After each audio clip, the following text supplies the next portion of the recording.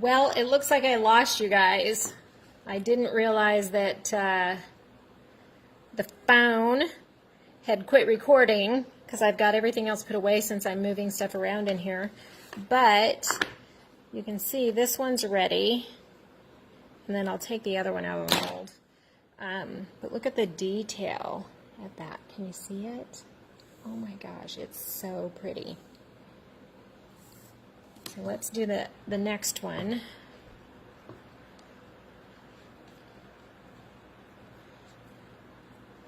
If it's a little sticky, I just leave it set in there a little bit. Looks like this isn't as white as it should be, so it's probably not completely dry. Yep, it's good. Okay, so if I needed to, like this little area here, I'll just trim that off with the scissors. It doesn't shrink as much as the paper clay. I think it's more of a plastic maybe. But anyways, let me go attach this onto my piece. You can see it's still pliable. Not very long though, it's starting to dry already.